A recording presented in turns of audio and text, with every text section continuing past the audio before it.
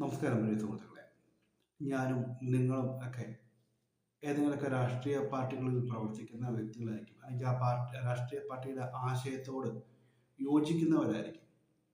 പക്ഷേ ഇതൊന്നും ഇല്ലാതെ ജീവിക്കുന്ന ഒരുപാട് ആൾക്കാർ നമ്മുടെ നാട്ടിലുണ്ട്. ഇത് എത്രത്തോളം സോഷ്യൽ മീഡിയയുടെ പങ്കുണ്ട് ഒരു രാഷ്ട്രീയ പാർട്ടിക്ക് പ്രവർത്തനത്തിന് വേണ്ടിയിട്ട് എത്രത്തോളം ഉണ്ട്. പക്ഷേ അത് നല്ല രീതിയിൽ ഉപയോഗിക്കുന്നവരുണ്ട്, അത് മോശമായ രീതിയിൽ ഉപയോഗിക്കുന്നവരുണ്ട്. ഞാൻ രാഷ്ട്രീയ പാർട്ടിക്കാരല്ല ഉദ്ദേശിച്ച, രാഷ്ട്രീയത്തെയല്ല ഉദ്ദേശിച്ച് അണികളുടെ കാര്യത്തിലേക്കാണ് ഞാൻ വരുന്നത്. അന്ധമായ രാഷ്ട്രീയം കൊണ്ട് നടക്കുന്നവരാണോ നിങ്ങൾ? അത് എങ്ങനെയാണ് തിരിച്ചറിയാൻ പറ്റുക? ഒരു സംഭവത്തിനെ, അല്ലെങ്കിൽ നമ്മുടെ നാട്ടിൽ നടക്കുന്ന ഏതെങ്കിലും ഒരു സംഭവത്തിനെ അടിസ്ഥാനമാക്കി എനിക്കും അതിൽ എന്തെങ്കിലും പറയാൻ കാണും, നിങ്ങൾക്കും പറയാൻ കാണും. അത് നമ്മുടെ അഭിപ്രായ സ്വാതന്ത്ര്യമാണ്.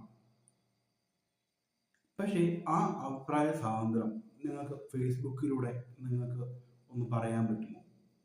ഏതെങ്കിലും ഒരു രാഷ്ട്രീയ സംഭവത്തിന് ഏതെങ്കിലും ഒരു പേജ് ഒരു കാര്യം വ്യക്തമാക്കി അതിന് താഴെ പോയി നിങ്ങൾ കമന്റ് ഇട്ട് കഴിഞ്ഞാൽ നിങ്ങൾക്ക് കേൾക്കുന്ന തെറിയ അഭിഷേകത്തിന് എന്തെങ്കിലും കുറവുണ്ടോ? ഒരു കുറവുമില്ല.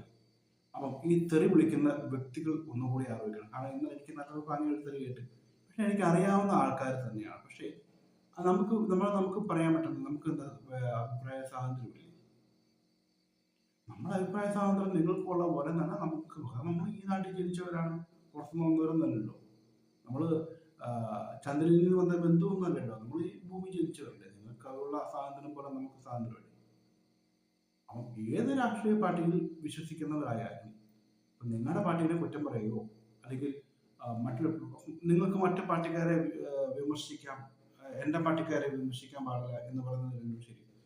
പക്ഷേ ഈ അണികൾ ഇതൊന്നും മനസ്സിലാക്കാതെ പോയ ഒരു കാര്യമുണ്ട്. ഈ നേതാക്കന്മാര് ഏത് പാർട്ടിയുടെ നേതാക്കന്മാരായി കഴിഞ്ഞാലും അവർക്ക് എന്തെങ്കിലും പറയാനുണ്ടെങ്കിൽ അവർ സോഷ്യൽ മീഡിയ എന്ന് പറയുക, ചാനലിന് മുമ്പിൽ പത്രസമ്മേളനം നടത്തിയിട്ട് പറഞ്ഞിട്ട് അവരങ്ങ് പോകും. ഇത് ഏറ്റെടുക്കുന്ന അണികളാണ്. ഏറ്റെടുക്കുന്ന അണികൾ തമ്മിൽ കണ്ടാൽ മിണ്ടാറില്ല. തമ്മിൽ കൊമ്പ് അടി, തെറിവിളി, കത്തിക്കുത്ത്, കൊലപാതകം. ആർക്ക് പോയി? അണികൾക്കും അണികളുടെ വീട്ടിലുള്ളവർക്കും പോയി.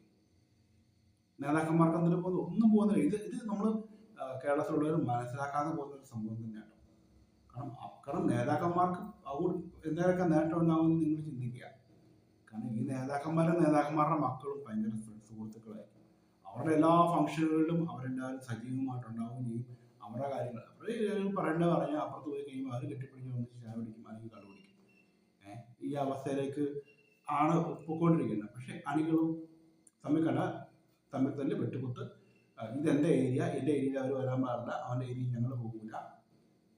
ബന്ധുക്കളായാൽ പോലും രാഷ്ട്രീയത്തിൻ്റെ പേരിൽ ഈ ഒരു അവസ്ഥയിലേക്ക് പോകുന്ന പ്രബുദ്ധരായിട്ടുള്ള മലയാളികളെ നിങ്ങൾ അന്ധമായ രാഷ്ട്രീയത്തിൽ വിശ്വസിക്കുന്നവരാണോ?